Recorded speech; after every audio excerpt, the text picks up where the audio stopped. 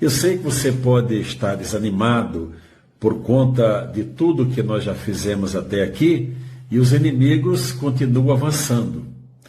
Eles estão na justiça, mas estão praticando injustiça.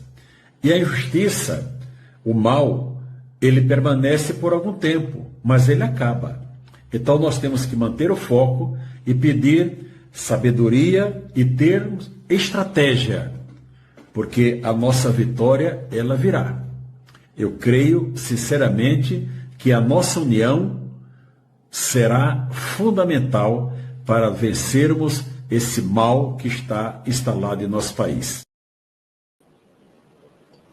Olá, muito bom dia a todos que estão nos assistindo no Fio Diário e também pelas outras parceiras que têm transmitido e veiculado o programa do Fio Diário aqui, nos ajudando a crescer nas redes sociais e, evidentemente, ganhar mais credibilidade com a população brasileira, não só do Brasil, mas em todo o mundo. Muito obrigado mais uma vez pela sua audiência. Eu também não posso deixar de pedir para você compartilhar, comentar, curtir e fazer essa transmissão, essa live, essa programação diária do Fio Diário chegar a ainda mais pessoas interessadas. Esse aí que falou com a gente é o doutor, desembargador Sebastião Coelho, um grande herói da nossa liberdade, que vem lutando pela liberdade dos presos políticos e também uma luta intransigente pela anistia. Mas antes da gente comentar sobre esses e outros assuntos, eu quero compor a bancada aqui, eu quero chamar ele, que é o nosso amigo eterno deputado estadual, que tem feito um excelente trabalho não só na cidade de São Paulo e no estado,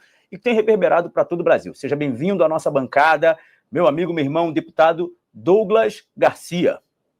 Grande Satier, bom dia a todos, bom dia, amigos do Show da Manhã. É um enorme prazer estar aqui novamente com vocês, compondo aqui a bancada do Show da Manhã no Fio Diário, e espero que hoje seja uma conversa bastante proveitosa, porque o que não vai faltar, pelo que eu vi aqui na pauta, Satier, é o Brasil pegando fogo, viu? Quase literalmente.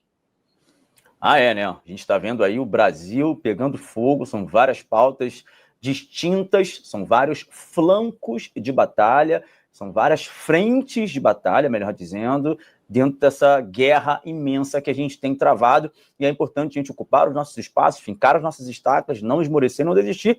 Eu já começo aqui falando sobre esse vídeo do doutor Sebastião Coelho, que de fato, aparentemente, a gente muitas vezes se mostra um pouco cansado e fadigado, mas a gente não pode cansar, a gente não pode se fadigar, porque o nosso objetivo é maior, é lutar pela liberdade do nosso país, pela liberdade do nosso Brasil, e ver definitivamente essa nação andando nos trilhos da prosperidade, do liberalismo econômico, da liberdade de expressão, da liberdade de imprensa, da liberdade política. A gente vive hoje num país onde os opositores políticos estão sendo presos, processados, pagando multas caríssimas e, evidentemente, multas completamente injustas. Mas seguiremos aqui o conselho do doutor e desembargador Sebastião Coelho: não parar, não desistir, permanecer firme. E, parafraseando também, evidentemente, o nosso mestre e eterno professor Olavo de Carvalho: não parar, não precipitar e não retroceder. São 10 horas e 11 minutos, esse é o Fio Diário. Eu peço para que você comente, curte e compartilhe essa transmissão, a fim de que a gente consiga falar com mais pessoas. Douglas, antes de a gente iniciar definitivamente as pautas aqui, fala um pouquinho para a gente sobre o permanecer firme, o permanecer forte, o espírito resiliente e não desistir do nosso Brasil, assim como o doutor Sebastião Coelho nos instruiu agora nessa manhã. É basicamente isso que você falou, Rafael, e eu diria mais: as pessoas elas estão muito desesperadas, né, principalmente esperando que o nosso Brasil tenha um jeito em curto, médio prazo, mas se a gente for parar para pensar em retrospecto, a esquerda não chegou aonde chegou, fazendo as coisas com pressa, tentando resolver as coisas da noite para o dia. Acho que essa luta que a gente está combatendo hoje, ela é uma luta que ela se vence pelo cansaço. Às vezes as pessoas elas não veem um resultado com relação às marchas, às manifestações, aos atos, aos abaixo-assinados, as pessoas que elas elegem para conseguir compor as diversas casas legislativas para impedir que muitas coisas aconteçam, mas tudo isso faz parte de um processo longo, graduado, e que vence aquele que permanecer, né? Então, é aquela famosa frase, né? Você tem que passar pelo processo. E a esquerda, ela se reuniu, ela conseguiu organizar durante muitos anos para chegar onde está hoje. Então, acho que a gente não pode desanimar, não é nos dado o direito de desanimar, a gente tem que continuar e fazer exatamente como o Sebastião Coelho falou. Muito bom, não é nos dado o direito de desanimar. Muito bom, Douglas Garcia. Inclusive, também outra frase do eterno professor Olavo de Carvalho, é urgente ter paciência. Então, é importante a gente ter paciência, ter estratégia, ter calma e continuar na luta pelo Brasil melhor. E essa luta realmente está ganhando aí grandes articulações e interlocuções nos bastidores, Douglas Garcia. Inclusive, o Tarcísio, governador do estado de São Paulo, e o senador pelo Rio de Janeiro, filho do presidente Bolsonaro, o senador Flávio Bolsonaro, aparentemente, unem forças. Plano B, fato ou rumor? Reunião entre Tarcísio e Flávio Bolsonaro pode definir os rumos da campanha presidencial aí em 2026. Pode colocar o print para a gente novamente lá? Olha que interessante, a gente está vendo essa união aí entre Flávio Bolsonaro e o governador Tarcísio, e as prioridades de Flávio e Tarcísio: libertar Bolsonaro e aprovar a anistia. O senador fluminense e o governador paulista querem unificar os discursos da direita até o fim do presente ano. Obrigado, produção. Olha, Douglas, o que a gente está vendo aí é, de fato, o Flávio Bolsonaro sendo esse articulador político aí de bastidor. Eu confesso para você que não é que eu estou vendo uma maturidade do Flávio Bolsonaro como se ele fosse uma pessoa imatura, mas do ponto de vista da articulação, interlocução política e conversas de bastidores, o Flávio Bolsonaro, no que diz respeito ao Brasil, ele larga na frente aí com muita paciência, com muita resiliência, com muita conversa e muito entendimento. Inclusive, até no que diz respeito ao vídeo da situação de Santa Catarina, da Ana Campanhola, ele fez um vídeo, publicou um vídeo que diminui a pressão, que faz o posicionamento a respeito da decisão do pai dele, né, de não expor a decisão do capitão, do comandante da tropa, mas, ao mesmo tempo, ele também entende ali diversas nuances dessa confusão que está acontecendo em Santa Catarina. Trazendo para o plano nacional essa, mais uma vez, articulação, interlocução e conversa com o governador Tarcísio, que é o maior estado, o governador do maior estado do Brasil, que tem um poder de definição muito grande nas eleições, ela é uma conversa muito interessante que mostra aí que o senador Flávio Bolsonaro tem como objetivo unir aí a direita, unir os grandes atores e protagonistas políticos em prol de um projeto que aparentemente seja um projeto maior. Qual é a sua visão a esse respeito, Douglas Garcia?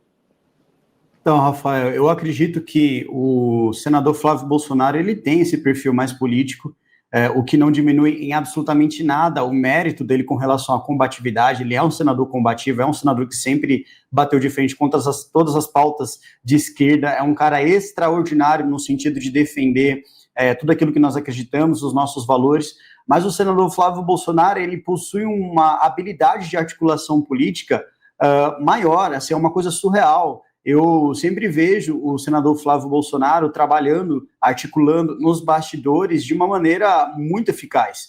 Então, essa conversa que ele teve com o Tarcísio, tendo em vista que o Tarcísio, nas pesquisas de intenção de voto, é um dos que mais aparecem, né, com relação à presidência da República, e aqui, antes de mais nada, antes que alguém pergunte, mas você não... Não, meu candidato é e sempre será o presidente Jair Bolsonaro.